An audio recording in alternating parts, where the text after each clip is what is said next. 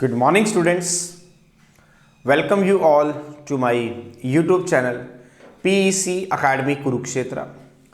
My dear students, today I am here deliver lecture number 6 of chapter 12 electricity class 10th. बड़ा ही important lecture है, जैसा कि मैंने पहले भी डिस्कस किया है. The whole chapter is to be divided into the 10 lectures.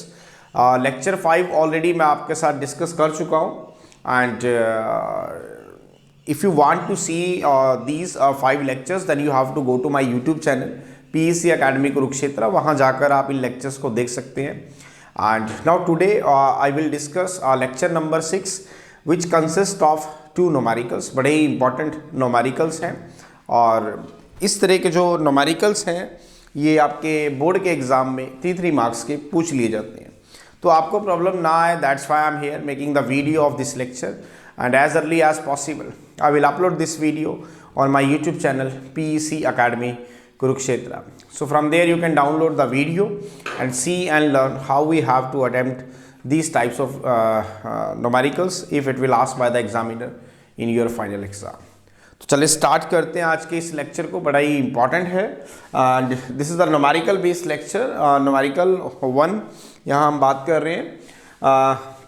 How much current will an electric heater coil draw from a 220 volt source if the resistance of the heater coil is 100 ohm. मैं दोबारा repeat कर रहा हूँ. This is the first numerical. How much current will an electric heater coil draw from a 220 volt source if the resistance of the heater coil is 100 ohm. तो चले देखते हैं इस न्यूमेरिकल को. सॉल्यूशन हम देखेंगे फर्स्ट न्यूमेरिकल का. This is the solutions of numerical first and I'm again repeating. How much current will an electric heater coil draw from a 220 volt source if the resistance of the coil is 100 ohm? वो कह रहा है कि आपके पास एक electric heater है. Suppose this is the electric heater and this electric heater is to be consist of a coil. This is the electric heater and it is connected to a battery having the voltage is say 220 volt. वो क्या कह रहा है हमें कि आपके पास एक इलेक्ट्रिक हीटर है और उसकी ये कॉइल है and it is connected to a battery जिसकी वोल्टेज है 220 वोल्ट और इस इलेक्ट्रिक कॉइल का हीटर कॉइल का जो रेजिस्टेंस है वो है आपके पास 100 ओम. तो बताओ कि कितना करंट ये कॉइल ड्रॉ कर रही है बैटरी से. दोबारा सुने. आपके पास एक इलेक्ट्रिक हीटर है. This is the electric heater and it is connected to a battery having the voltage इससे 220 वोल्ट एंड वो कह रहे हैं कि अगर इस इलेक्ट्रिक हीटर की जो कॉइल है इसका रेजिस्टेंस अगर 100 ओम है तो बताओ कि ये कॉइल कितना करंट ड्रॉ कर रही है बैटरी से. मैं कहता हूं कि आई अमाउंट का करंट ये कॉइल ड्रॉ करती है from the battery having the voltage is 220 volt. तो you have to calculate the value of I. तो ध्यान से देखेंगे. वोल्टेज आपको गिवन है कितनी 220 volt. Now resistance of the coil आपको गिवन है कितना 100 ohm. You have to calculate the value of current. तो कैसे निकालेंगे? ओम्स लॉ की हेल्प लेंगे. According to Ohm's law, according to Ohm's law अगर हम बात करें तो what is V is equal to IR. तो I हो जाएगा आपके पास V by R. Now what is V? That is 220 volt. Now what is R? That is 100 ohm and the value of the current is comes out to be 2.2 ampere. It means the electric heater की coil यहाँ से कितना current withdraw कर रही है? That is 2.2 ampere. So this is the answer of first question. Now we will come to the second numerical. बड़ा ही important है. 3 marks का ये पूछा जाता है numerical. बड़े ध्यान से देखेंगे. चलें स्टार्ट करते हैं. सेकेंड numerical की स्टेटमेंट्स को रीड आउट करना शुरू करते हैं. फोकस करेंगे बोर्ड की तरफ और बड़ा ही इंपॉर्टेंट है. 3 मार्क्स का ये जो numerical है ये आपके बोर्ड के एग्जाम में पूछा जा सकता है. The numerical number 2. The potential difference between the terminals of an electric heater is 60 volt when it draws a current of 4 ampere from the source, what current will the electric heater draw if the potential difference is increased to 120 volt? दोबारा सुनेंगे क्या कह रहा है वो. The potential difference between the terminals of an electric heater is 60 volt when it draw a current of 4 ampere from the source. What current will the electric heater draw if the potential difference is increased to 120 volt? ध्यान से देखें. Solution of numerical number 2. चले, वो कह रहा है कि जो इलेक्ट्रिक हीटर है और it will be connected to a battery having the voltage इससे 60 वोल्ट. तो मैं यहां पर एक इलेक्ट्रिक हीटर ले रहा हूं. This is the electric heater and this is the coil of an electric heater.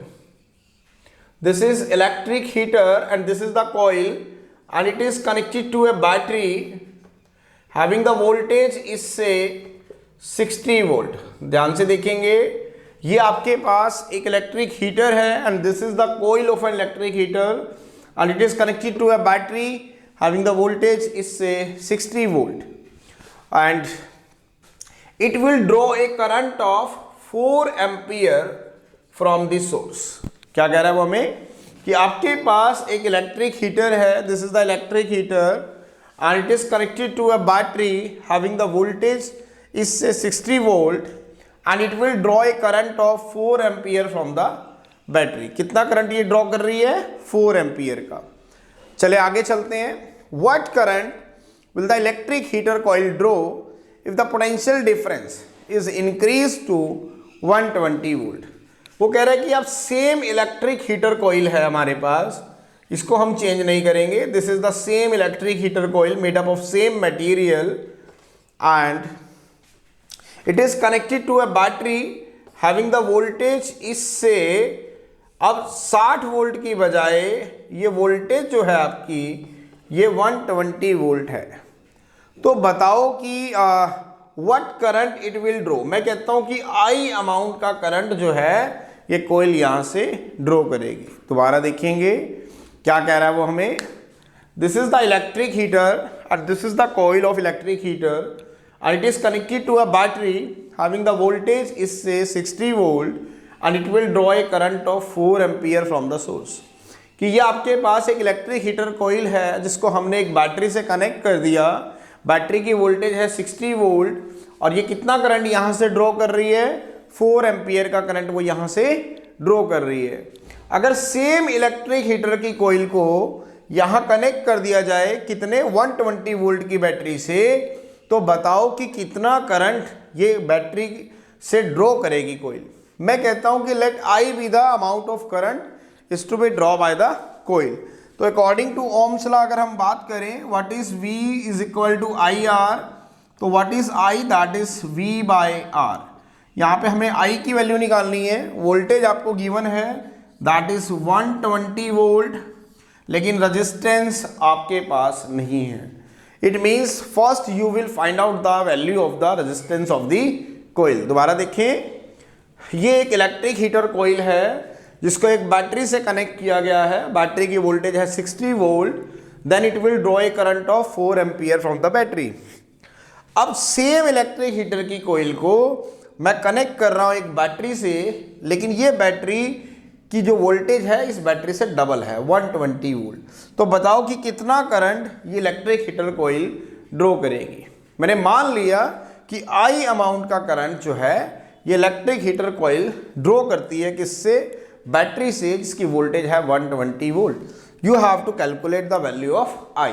तो आई कैसे निकालेंगे? According to Ohm's law V is equal to I R. तो आई को जो है V by R. Now what is V? That is 120 volt.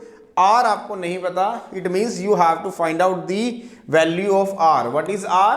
That is the resistance of the electric heater coil. कैसे निकालेंगे? यहां पे भी फॉर्मूला लगाएंगे. V is equal to I are.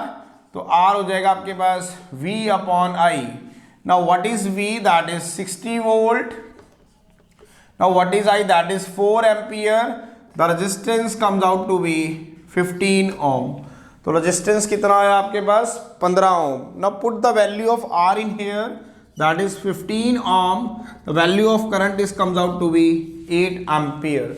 It means अगर पहले 4 एम्पियर का करंट चल रहा था तो बैटरी की वोल्टेज डबल करते ही keeping the resistance of the heater coil remain same, तो आपका जो करंट है वो भी डबल हो जाएगा। क्या बताया कि अगर आप बैटरी की वोल्टेज को डबल करते हैं keeping the resistance of the heater coil will remain same, तो जो आपका करंट पहले अगर 4 एम्पियर का था तो अब आपका 8 एम्पियर का हो जाएगा। So this is the numericals of lecture number 6। बड़ा ही इंपॉर्टेंट न्यूमेरिकल्स थे जो इस लेक्चर नंबर 6 में मैंने आपके साथ डिस्कस किए, और पेपर में जो इस तरह के न्यूमेरिकल्स हैं ये 3 मार्क्स के आपके पूछ लिए जाते हैं बोर्ड एग्जाम में, तो आपको प्रॉब्लम ना आए, that's why I am here making the video on this lecture, and as early as possible I will upload this lecture on my YouTube channel PEC Academy Kurukshetra.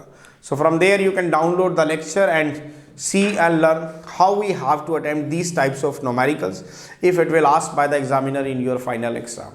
So at last, my dear students, again I am saying, if you like my videos, like my work, like my effort, then please don't be forget to subscribe my channel. My channel is PEC Academy Kurukshetra. तो अंत में मेरे प्यारे विद्यार्थियों, अगर आपको मेरा काम पसंद आ रहा हो, मेरे वीडियोस, मेरा लेक्चर, मेरे एफर्ट्स अगर आपकी प्रॉब्लम को सॉर्ट आउट करने में आपकी हेल्प कर रहे हो, तो प्लीज़ मेरे चैनल को सब्सक्राइब जरूर करें। My channel is PEC academy Kurukshetra. धन्यवाद। जय श्री कृष्णा, जय गुरु जी।